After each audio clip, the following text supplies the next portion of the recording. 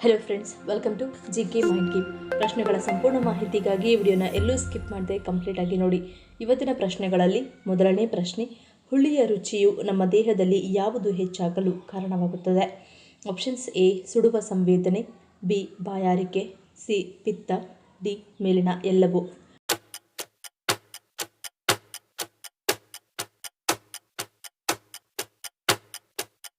ಸರಿಯಾದ ಉತ್ತರ option D ಮೇಲಿನ ಎಲ್ಲವೂ. ಹುಳಿ ರುಚಿಯು ಬಾಯಾರಿಕೆಯನ್ನು ಹೆಚ್ಚಿಸುತ್ತದೆ, ರಕ್ತವನ್ನು ತೊಂದರೆಗೊಳಿಸುತ್ತದೆ, ಉರಿಯೂತವನ್ನು ಉಂಟುಮಾಡುತ್ತದೆ ಮತ್ತು ಗಂಟಲು, ಎದೆ ಅಥವಾ ಹೃದಯದಲ್ಲಿ ಸುಡುವ ಸಂವೇದನೆಗಳಿಗೆ ಕಾರಣವಾಗುತ್ತದೆ. ಹುಳಿ ಮನಸ್ಸಿನ ಮೇಲೆ ಪ್ರಭಾವ ಬೀರುತ್ತದೆ, ಅಸೂಯೆ ಅಥವಾ ಅಸೂಯೆಯಂತಹ ಪಿತ್ತ ಭಾವನೆಗಳಿಗೆ ಕಾರಣವಾಗುತ್ತದೆ.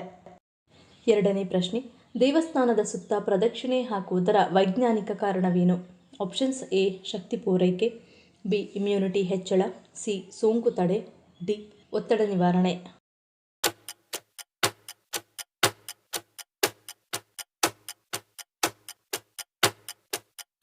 ಸರಿಯಾದ ಉತ್ತರ ಆಪ್ಷನ್ ಎ ಶಕ್ತಿ ಪೂರೈಕೆ.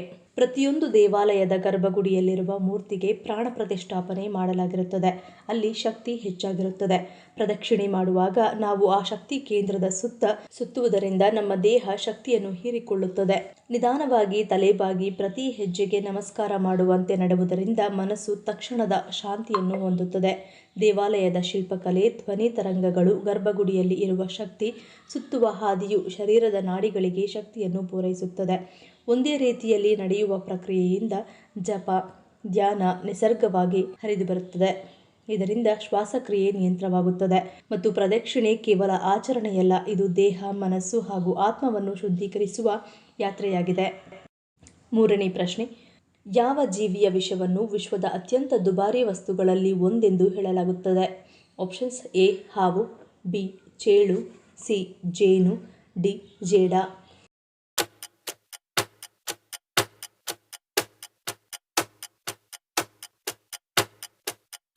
ಸರಿಯಾದ ಉತ್ತರ ಆಪ್ಷನ್ ಬಿ ಚೇಳು.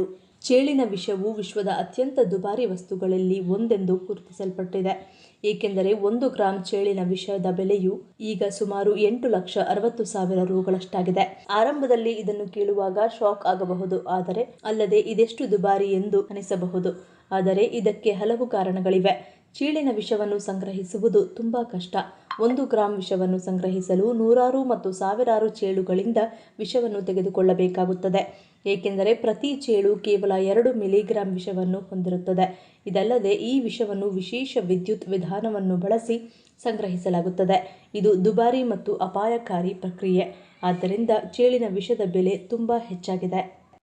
ನಾಲ್ಕನೇ ಪ್ರಶ್ನೆ, ಈ ವರ್ಷದ ಯೋಗ ಧ್ಯೇಯವಾಕ್ಯ ಯಾವುದರ ನಡುವಿನ ಆಳವಾದ ಸಂಪರ್ಕವನ್ನು ಒತ್ತಿ ಹೇಳುತ್ತದೆ? ಆಪ್ಷನ್ಸ್: ಎ ಪ್ರಕೃತಿ, ಬಿ ಸಂಬಂಧಗಳು, ಸಿ ವೈಯಕ್ತಿಕ ಯೋಗಕ್ಷೇಮ, ಡಿ ಗ್ರಹಗಳು.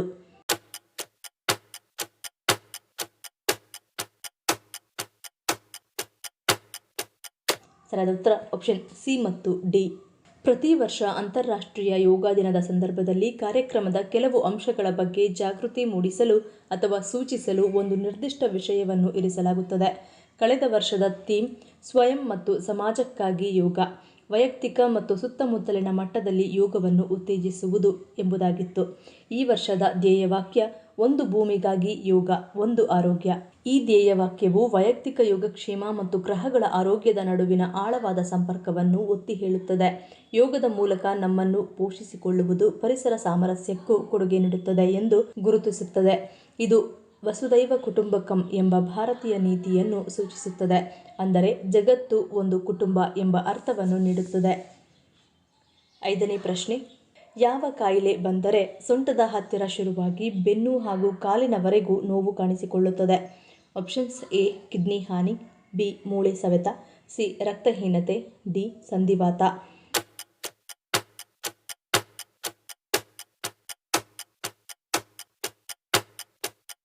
ಸರಿಯಾದ ಉತ್ತರ ಆಪ್ಷನ್ ಎ ಕಿಡ್ನಿ ಹಾನಿ.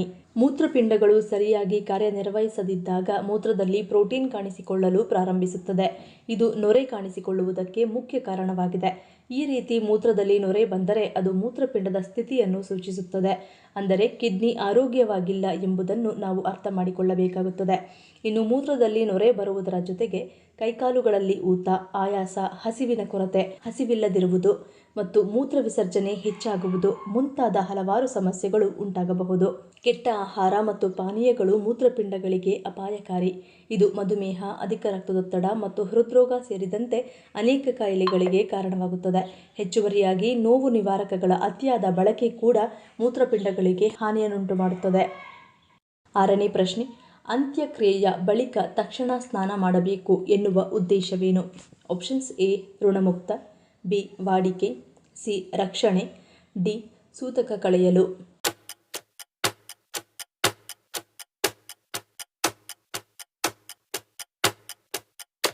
ಸರಿಯಾದ ಉತ್ತರ ಆಪ್ಷನ್ ಸಿ ರಕ್ಷಣೆ. ಧಾರ್ಮಿಕ ಕಾರಣಗಳ ಪ್ರಕಾರ ಸ್ಮಶಾನದ ಮೈದಾನವು ನಕಾರಾತ್ಮಕ ಶಕ್ತಿಯಿಂದ ತುಂಬಿರುತ್ತದೆ. ಈ ನಕಾರಾತ್ಮಕ ಶಕ್ತಿಯು ಸ್ಥಳಕ್ಕೆ ಭೇಟಿ ನೀಡುವ ಜನರಿಗೆ ಹಾನಿ ಮಾಡುತ್ತದೆ. ಆದ್ದರಿಂದ ನಕಾರಾತ್ಮಕ ಶಕ್ತಿಯನ್ನು ತೊಡೆದುಹಾಕಲು ಮತ್ತು ದೇಹವನ್ನು ಶುದ್ಧೀಕರಿಸಲು ನೀರಿನ ಮೂಲಕ ಸ್ನಾನ ಮಾಡಿಕೊಳ್ಳಬೇಕು ಎಂದು ಹೇಳಲಾಗುತ್ತದೆ. ಇನ್ನು ವೈಜ್ಞಾನಿಕ ಕಾರಣಗಳಿಂದ ನೋಡುವುದಾದರೆ ಮೃತದೇಹಗಳಿಂದ ಸೋಂಕುಗಳು ಮತ್ತು ರೋಗಗಳು ಹರಡುವುದನ್ನು ತಡೆಯಲು ಹಿಂದೂಗಳು ಈ ಆಚರಣೆಯನ್ನು ಅನುಸರಿಸುತ್ತಾರೆ. ಒಬ್ಬ ವ್ಯಕ್ತಿಯು ಸತ್ತಾಗ ದೇಹವು ಬ್ಯಾಕ್ಟೀರಿಯಾದ ವಿರುದ್ಧ ಹೋರಾಡುವುದನ್ನು ನಿಲ್ಲಿಸುತ್ತದೆ ಮತ್ತು ಕೊಳೆಯುತ್ತದೆ. ದೇಹವನ್ನು ಸ್ಪರ್ಶಿಸುವ ಅಥವಾ ಸಾಗಿಸುವ ಜನರು ಬ್ಯಾಕ್ಟೀರಿಯಾದಿಂದ ಸೋಂಕಿಗೆ ಒಳಗಾಗಬಹುದು. ಇದರ ಪರಿಣಾಮವಾಗಿ ಅನಾರೋಗ್ಯ ಉಂಟಾಗುತ್ತದೆ. ಸೋಂಕನ್ನು ತಡೆಗಟ್ಟಲು ಅಂತ್ಯಕ್ರಿಯೆಯ ನಂತರ ತಕ್ಷಣವೇ ಸ್ನಾನವನ್ನು ಮಾಡಲಾಗುತ್ತದೆ. 7ನೇ ಪ್ರಶ್ನೆ, ಪಿತ್ತವನ್ನು ಸಂಗ್ರಹಿಸಿ ಜೀರ್ಣಕ್ರಿಯೆಯಲ್ಲಿ ಸಹಾಯ ಮಾಡುವ ಅಂಗ ಯಾವುದು? Options A liver, B kidney, C ಗರ್ಭಕೋಶ, ಡಿ ಪಿತ್ತಕೋಶ.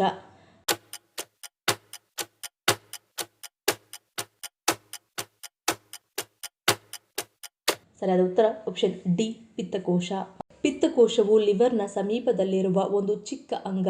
ಇದು ಪಿತ್ತವನ್ನು ಸಂಗ್ರಹಿಸಿ ಜೀರ್ಣಕ್ರಿಯೆಯಲ್ಲಿ ಸಹಾಯ ಮಾಡುತ್ತದೆ. ಇದರ ಅಸ್ವಸ್ಥತೆ ನಿಮಗೆ ಏನೆಲ್ಲ ಲಕ್ಷಣಗಳನ್ನು ನೀಡುತ್ತವೆ ಎನ್ನುವುದನ್ನು ನೋಡುವುದಾದರೆ ಹೊಟ್ಟೆಯ ಮೇಲ್ಭಾಗ ಉಬ್ಬುವುದು, ಭಾರ ಎನಿಸುವ ಸೂಚನೆ ಕಂಡು ಬಂದರೆ ಪಿತ್ತಕೋಶದ ತೊಂದರೆ ಇರಬಹುದು. ತಿಂದ ಕೆಲವೇ ನಿಮಿಷಗಳಲ್ಲಿ ಅಜೀರ್ಣವಾಗುವುದು, ಬಾಯಲ್ಲಿ ಕಹಿ ಕಂಡುಬರುವುದು, ಬಲಬದಿಯ ಹೊಟ್ಟೆ ಮತ್ತು ಬೆನ್ನಿನ ನಡುವೆ ತೀವ್ರ ನೋವು, ಇದು ಪಿತ್ತಕೋಶದಲ್ಲಿ ಕಲ್ಲಾಗಿರುವ ಸೂಚನೆಯಾಗಿರುತ್ತದೆ. ಎಣ್ಣೆಯ ಆಹಾರ ಸೇವಿಸಿದ ನಂತರ ಅಸ್ವಸ್ಥತೆ, ವಾಂತಿ ಬರುವ ಭಾವನೆ, ಪಿತ್ತದ ಸರಿಯಾದ ಹರಿವು ಇಲ್ಲದ ಕಾರಣ ಚರ್ಮ ಹಳದಿಯಾಗುವುದು, ಮೂತ್ರದ ಬಣ್ಣ ಕೂಡ ಗಾಢವಾಗಿರುತ್ತದೆ. ಸಣ್ಣ ಪ್ರಮಾಣದ ಆಹಾರ ತಿಂದ ನಂತರವೂ ಹೊಟ್ಟೆ ಭಾರ ಎನಿಸುವುದು, ಇವೆಲ್ಲವೂ ಕೂಡ ಪಿತ್ತದ ಸಮಸ್ಯೆಗಳ. ಇನ್ನು ಮುಖ್ಯವಾಗಿ ಪಿತ್ತದ ಸಮಸ್ಯೆಗಳನ್ನು ಕೂಡಲೇ ಪತ್ತೆ ಹಚ್ಚದೇ ಹೋದರೆ ರಕ್ತಹೀನತೆ ಉಂಟಾಗಬಹುದು. 8ನೇ ಪ್ರಶ್ನೆ, ಸಕ್ಕರೆ ಕಾಯಿಲೆ ಇರುವವರು ಹಸಿ ಈರುಳ್ಳಿ ತಿನ್ನುವುದರಿಂದ ಏನಾಗುತ್ತದೆ? ಆಪ್ಷನ್ಸ್ ಎ ಸಕ್ಕರೆ ನಿಯಂತ್ರಣ, ಬಿ ಸಕ್ಕರೆ ಉಲ್ಬಣ, ಸಿ ಮೂತ್ರ ನಿಯಂತ್ರಣ, ಡಿ ತೂಕ ಸಮತೋಲನ.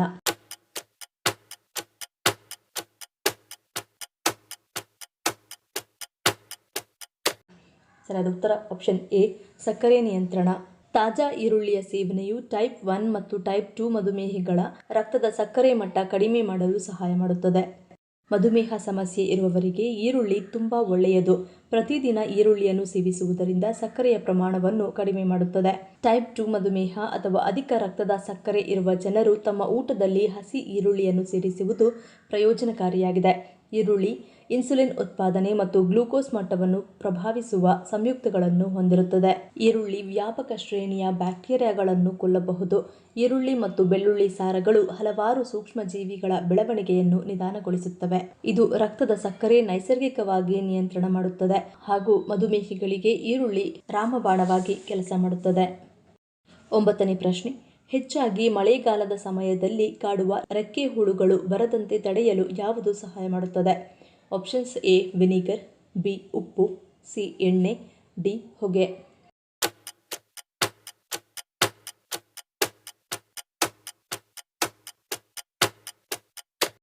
ಸರಿಯಾದ ಉತ್ತರ ಆಪ್ಷನ್ ಎ ಮತ್ತು ಬಿ. ಕೀಟಗಳನ್ನು ತೊಡೆದುಹಾಕಲು ಬಿಳಿ ವಿನಿಗರ್ ಸಹ ಬಳಸಬಹುದು.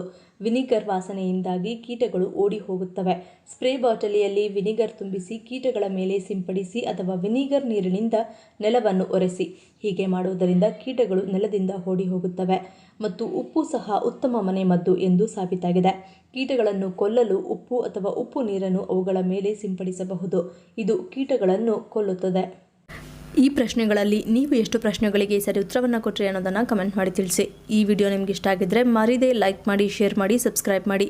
ನನ್ನ ಚಾನಲ್ನ ಇನ್ನೂ ಸಬ್ಸ್ಕ್ರೈಬ್ ಮಾಡಿದೆ ಹಾಗೆ ವಿಡಿಯೋಸ್ ನೋಡ್ತಿದ್ರೆ ಪ್ಲೀಸ್ ಸಬ್ಸ್ಕ್ರೈಬ್ ಮಾಡಿ, ಸಪೋರ್ಟ್ ಮಾಡಿ. ಮತ್ತೊಂದು ಇಂಟ್ರೆಸ್ಟಿಂಗ್ ವಿಡಿಯೋಂದಿಗೆ ಸಿಗ್ತೀನಿ. Until love you all, take care.